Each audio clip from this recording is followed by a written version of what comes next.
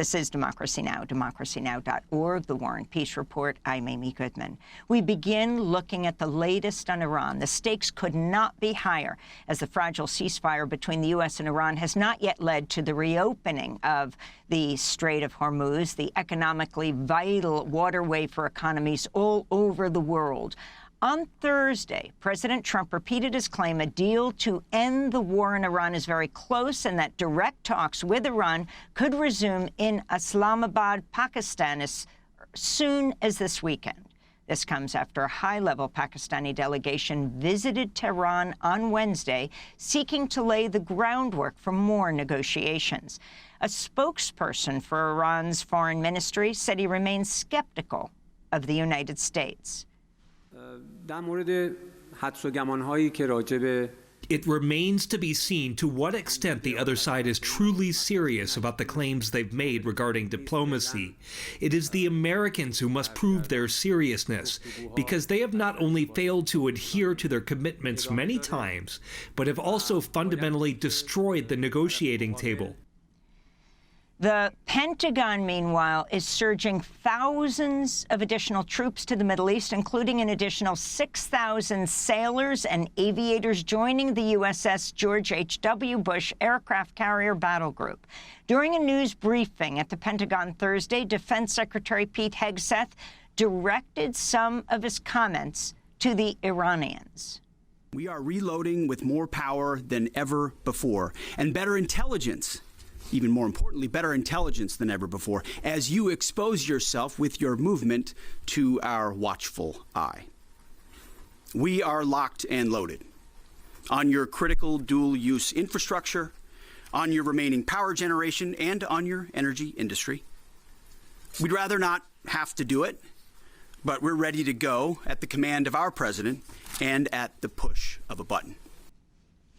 For more on the latest developments in a very pivotal moment for this war, we're joined by Ali Vaez. He's in Geneva, in Switzerland, senior advisor to the president of the International Crisis Group, where he's also the Iran Project Director. He wrote a piece earlier this month for the New York Times headlined, "Trump has lost control of events in Iran."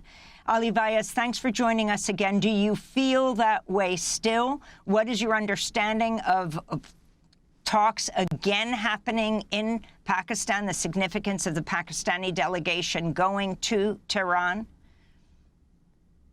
It's great to see you. Yes, I do believe that the reason the president wanted an off-ramp was because he did realize that he had lost control of this war. That he went in with unrealistic expectations, that this would be easy, and in a matter of a few days, the Iranians would fold and would capitulate to his terms. 5 weeks later, he's nowhere closer to Iranian capitulation. That was the case at the beginning of this war. And in fact, now the Iranians even have more leverage in the form of the control over the Strait of Hormuz. My understanding is that the talks in Islamabad didn't really go that well because neither side was willing to make the necessary concessions that are required to reach a compromise, because they both believe that they still have the upper hand. And the Pakistani mediators are now trying to negotiate some sort of a framework, a memorandum of understanding that would at least outline what are the key areas that they would have to negotiate. So with that, they would be able to extend the ceasefire. That's the objective, which at this point remains a very moderate ambition, I would say. So can you respond to Pete Hegseth saying the U.S. is locked and loaded, and this back and forth between the President of the United States, President Trump, and the Pope, Pope Leo, who's on a trip through Africa, who first said, you know, blessed be the peacemakers, and then said the world is being ravaged by a handful of tyrants. Yet it's held together by a multitude of supportive brothers and sisters. Well, first of all, it's I don't know what the president expects the Pope to say other than talking about peace and not being a warmonger. I mean, it's really stunning to expect the Pope to say anything other than that. But look, the reality is, yes, the U.S. might be locked and loaded, and the U.S. is sending more troops to the region. And the Iranians are paying attention to what the U.S. does and not what it says. So no doubt that we might be, at some point, returning to a hot war. But the same applies to the Iranians, that they too are locked and loaded, and they too have demonstrated that they have preserved a degree of retaliatory capacity that would be pretty problematic for the United States. And they still have cards to play. They can still, in addition to the Strait of Hormuz, shut down Bab el-Mandab, the access to the Red Sea, where Saudi Emirati oil is being exported to Asia. And that would create a major economic shock for the world and for the United States as well. So yes, both sides still have cards to play. Both sides can still inflict pain on one another.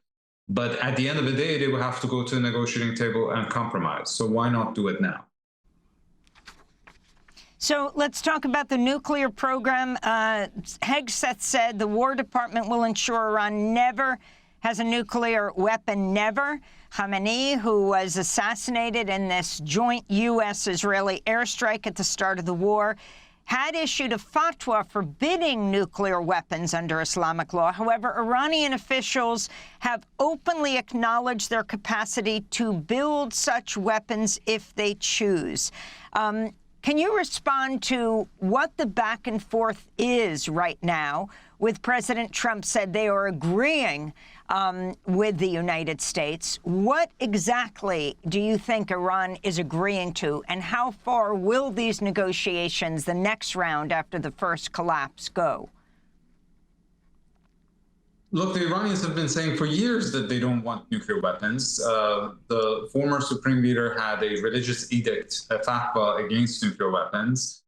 In the opening pages of the 2015 nuclear deal, the Iranians committed to not developing a nuclear weapon. So that is not a new thing, then that's not a new concession to President Trump. The question has always been, would the Iranians accept to curb their nuclear activities for a long period of time and subject them to international monitoring? And in return, would the U.S. be willing to provide them with economic incentives and sanctions relief?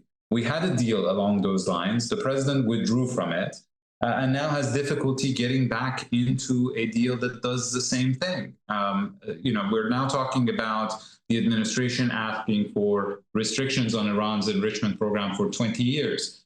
The most important restrictions in the 2015 nuclear deal were for 15 years. So did we go through all of this maximum pressure that really devastated the Iranian middle class, and now 2 rounds of war in less than a year, costing the United States hundreds of billions of dollars to add just an additional 5 years on restrictions on Iran's nuclear program? It really doesn't make any sense. But again, at the end of the day, if the United States wants Iran to have a peaceful nuclear program, the best solution is a negotiated agreement which would reestablish international monitoring over that program and would basically impose certain restrictions on it. Not completely shut it down, because that would be a humiliating outcome for the Iranians. And you know, Amy, unfair deals beget unfaithful deal makers. And you definitely don't want that with a country that has already learned how to enrich uranium and has what it takes to develop nuclear weapons if the political will is there. Ali Vaez, in a moment, we're going to go to Beirut, but I wanted to ask you how the 10-day Israel-Lebanon ceasefire will impact the second round of negotiations between Iran and the United States. Well, that was a necessary condition for the talks to move forward, but it is not sufficient. As I said, it would require the United States to step aside from maximalist demands. It would require the Iranians to also show flexibility in order to reach at least a framework agreement. But without a ceasefire in Lebanon, that would not have been possible. So this is a good development, but it's not enough to reach a deal. And the significance of the House and the Senate not passing a war powers resolution around Iran as we wrap up? Well, that clearly demonstrates that this presidency is completely unchecked, and the president can wage wars that are illegal, not just according to international law, but even according to U.S. Constitution, because it doesn't have the consent of Congress. And it's really a pity that Congress cannot assert its authority in a case where American lives are at stake, in addition to the economic costs for American taxpayers. Ali Vaez, I want to thank you very much for being with us. Senior advisor to the president of the International Crisis Group, where he's also the Iran project director. We'll link to your piece in the New York Times. Headline, Trump has lost control of events in Iran. He's speaking to us from Geneva, Switzerland. Thanks for watching Democracy Now! On YouTube. Subscribe to the channel and turn on notifications to make sure you never miss a video. And for more of our audience-supported journalism, go to democracynow.org, where you can download our news app, sign up for our newsletter, subscribe to the daily podcast, and so much more.